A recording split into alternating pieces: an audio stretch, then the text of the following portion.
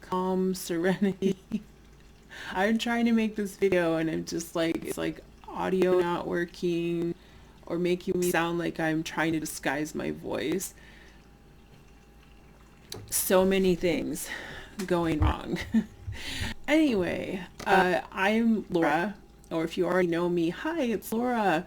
And I want to tell you a little bit about myself today and also why I am trying to buy an RV, why I'm trying to raise $16,900 basically, and how it will really change my life. So, because I'm kind of at a difficult juncture. So I live in Redwood City. That is in Silicon Valley, about 6 miles from Palo Alto. It's in San Francisco Bay Area, which is in California, if you don't know. And I've lived here in this apartment for almost 15 years now. I live here with 3 cats, and not the same cats that I came here with. Sadly, let's not talk about that. Why do I laugh? I'm laughing. I'm like, oh, I don't have those cats anymore, and it's not funny. I don't know. It's just life, you know. You gotta laugh at life, I guess. But yeah, we won't talk about past cats and how they are not the same cats. But you know, hey, we like these cats. Do you want to meet one? Sammy, I have treats. Do you want some? Do you want some treats? I put a cat bed where there isn't usually one, and he always loves new places to sit. But he's definitely going to come up here. Yep, here he comes. I'm at my treadmill desk, which sounds really fancy, but really I just took my old treadmill and I built a desk that goes over the arms. Are you okay? You got a little congestion? What's going on? Here, jump up. Look, it's up here. Ah, here we go. Here, you want me to put it right here? I put it right there. Is that better? He always drops the first one, so I might as well just set it down. So, right, you want to try this one?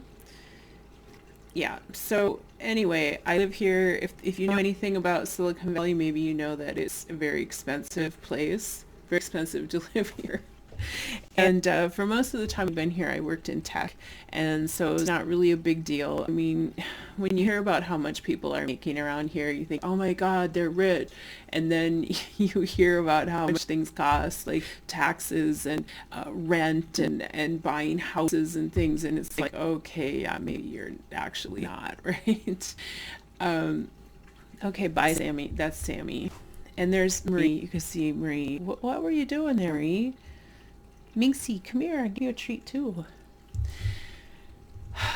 Yeah, so now I'm getting sidetracked. Sorry. So I live here, and it's expensive if you work in tech, and it's expensive if you don't. So for the past year, I haven't been working in tech. I have been buying things locally, selling them online. I don't know what you want to call it. It's not exactly retail arbitrage. I'm buying clothing, mostly used. Some of it's not used. Clothing that, you know, people online will want to buy, and I'm selling it online. And yeah, I guess I make about the same amount of money as my rent is. But it's a little tough, and I managed to fall behind by a complete month, and I'm now getting evicted from my apartment. I mean, we're talking like sheriff coming and locking you out level of eviction. So I kind of thought about it. I thought if I really tried, I could probably stop that process. I could take, you know, every penny that I earn and could put together, and I could give them enough money to stop that process probably. But what would happen, since my situation wouldn't change, is a couple months from now, I would just, I would have the same problem all over again, and things would happen a lot faster. the next time around. Like that's just how the system works. So let's not get into a big discussion about how eviction works, which it actually varies from county to county, state to state and county to county. But here in San Mateo County, so you get if you make an agreement to manage to stay the next time around, it's just that much quicker that you'll be just out on your butt. So it just seemed to me like I needed to find another solution, something that will make my life better and my cats' lives better, because that's really important to me. And it occurred to me that if I got an RV, it checks all the problem solving boxes pretty much. So I would be able to go places that have better clothing. Like, I don't know if you know this, but people in Silicon Valley are not very fashionable. You guys sit up there, me? Yeah? You're so cute. Hi. You want a treat too? If I give you a treat, Sammy's going to jump up and take your spot. So I don't think we want that right now. Hey, Sammy, you lost your spot. So sad. I have a third cat, Maurice, and he actually, I don't know where he went. He's probably mad at me because I put the bed up into the wall, like I have a Murphy bed, which I have to try to sell. I don't know if I have time to sell it at this point. But I'm going to try. So getting an RV, it checks all the boxes of solving my problems and moving me forward sort of into a better life. So it is possible that I could work in tech again. I would love to take a little time to kind of refresh some of my older skills that I don't really use and, transition in a different direction. But for now, I don't know. I actually just, this time a little side thing, I guess, but I actually was just interviewing. Like, I had 5 interviews at this startup. The work I do is a little specialized, but I had 5 interviews, and then I said, hey, I need to know what's going on because I might be leaving town. Like, you're the only thing keeping me here, pretty much. And so they got back to me today and they said, we've decided not to fill the role right now because we've, hired for some other positions and we are about to go public with our beta and we just want to see how the dust kind of settles and then, see, do we need exactly that role or whatever. So I don't know, just like whatever typical startup BS. You see a lot of times where even if they have decent funding, they're just like, oh, can we stretch this out a little farther by kind of delaying hiring people? But it also could be like a nice way of saying like, we don't think you're a good cultural fit or something. But yeah, that doing that kind of thing, like having 5 interviews and thinking like, oh, I'm going to have to, have an on-site and give a presentation and, all this stuff. It's really distracting. Like, here I am trying to figure out what am I going to do so that I'm not literally living under a bridge. And I got to worry about, interview after interview. And am I going to have to take the time to make a presentation that, prepare one and make it, and then maybe I still don't get hired by them. I actually had an interview in the spring where that's exactly, like, I think they pretty much just wanted my presentation to steal my ideas and had no intention of hiring someone at that time. So it's kind of a little Silicon Valley learning experience for me. And I also was interviewing with a place in Southern California, which would have been like, I still want to work at that place. But that's one thing with an RV. With an RV, I could, just pick up and go somewhere. So if a recruiter calls me and says, hey, this great company, saw your profile and they'd really like to talk to you, it doesn't matter where they're located, right? I mean, they're probably, based on the work that I do, going to be either in the Bay Area or somewhere in Southern California. But, they could be somewhere else, like Seattle or Austin or, I don't know, somewhere. Are you okay, Sammy? Oh, my goodness. But yeah, if I have the RV, it doesn't suddenly mean that I can't work in tech, right? You know, I might even be able to get a remote job doing something, you know, and hopefully I could reduce my living expenses enough that I could, you know, take a little time to study some different hard skills. You know, a lot of what I do is soft skills, but I like to get more into hard skills. And yeah, so an RV also gives my cats a nice place. I mean, I thought, what about a van? But first of all, if I'm sourcing things to sell, I need the storage space to put that stuff. I mean, I don't need a ton. It's clothing. It's not like refrigerators or something. I don't know. It's like it doesn't take up a ton of space. Like hopefully you're actually selling your inventory. But if you get an RV that has storage space in the, I think they call it the basement, you can put quite a lot of stuff down there, and you know, some of them have space over the cab, although it would be cooler to use that as a seating area, I think. But yeah, there are a lot of options for storing things if you get the right RV. So yeah, room for the cat, room to store things you're selling, and I can go to the places that actually have good quality stuff to source, you know, that I can actually sell for more money. So not only can I reduce my expenses so that I can afford to live, but I have the potential to increase my income and put myself in a better position. So I think you can see that an RV would be ideal, right? As opposed to just locking myself into something that's in one location and I can't source good items, and I'm not ready to, you know, take a job that's wherever it is, like anywhere, basically. So if I'm, yeah. So an RV would be great, and then plus adventure. I could have some adventure, and I can park at different places while I'm, you know, after you source things, you have to, you know, prep them and photograph them and do all this stuff. But I go somewhere, you know, like a campground or somewhere while I do that, or different RV parks and things like that. I mean, it just seems like a really exciting life. But here's the thing. So here's why I'm asking for your help. It's basically because I was looking at RVs and I thought, okay, I think I can scrape together enough money to buy one, like maybe a $6,000 RV.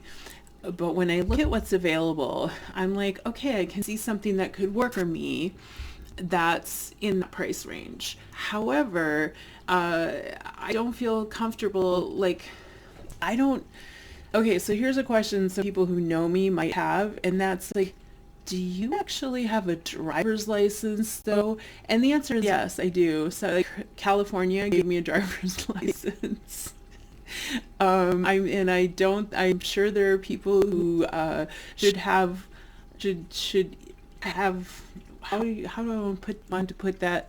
There seem to be people driving in California who are even less desirable to have on the roads than myself, probably.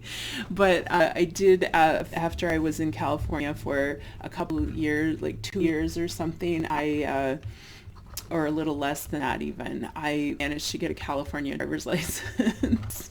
And I have a driver's license, yes, but I haven't actually driven for over 25 years.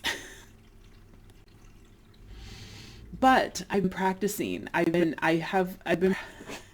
How can you be practicing if you haven't actually been driving? Well, that's a very good question. I have been playing driving video games. So I don't know. Does that sound crazy? Because I've told a few people about that, and there's some people that are like, oh yeah, that's a good idea. Of course, they are all in their 20s. I have to mention that. And then there are people who are maybe not quite as young who are just like, what? I mean, they haven't literally come out and said that's stupid, but just like the sounds they make kind of sound like that's what's going on in their head. I think it's a good idea. I mean, it's not going to be exactly the same as driving, but you're going to, when you play those games that are, I have American Truck Simulator. So you're driving a big rig, and I have like a wheel, I have a steering wheel, and I have pedals. And so you're practicing that stuff. But then you also see like you're actually seeing the road and you have cars that are going by and you have to, obey the traffic laws and go the right speed and you have to park it. And so I think all of those, and you can drive different rigs, so you can kind of get different experiences. And there are mods where you can drive a big like cargo van and stuff like that. So you kind of, different vehicles will feel different. So I feel like maybe the people who think it's weird or stupid are people who maybe don't realize how sophisticated a simulation game can really be sometimes.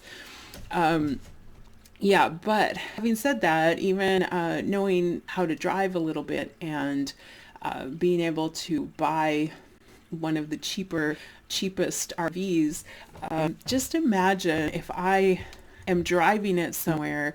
I was just reading something earlier today where somebody said they bought an RV and they drove it for 30 miles and then it broke down and the repair was going to cost $1,000. And I just thought, that could totally be me. Like that makes me really nervous. If I buy a cheap RV, if I buy an RV from someone who says like, well, my father-in-law passed away and so now I have his old RV and I don't really have a place to store it. I don't really know much about it, but like, if you want to buy it, just text me or something. It's like, it doesn't give you a lot of confidence, right? Like that person probably wouldn't even know what issues that thing had. And they're not going to be able to give you a tour of it to tell you its little quirks or, anything like that. Obviously, these are all used RVs, right? Which is kind of good because they're broken and people should know what their quirks are and have fixed any problems and stuff, unless they didn't. So I need to calm down because I'm running out of breath because I'm getting a little anxious.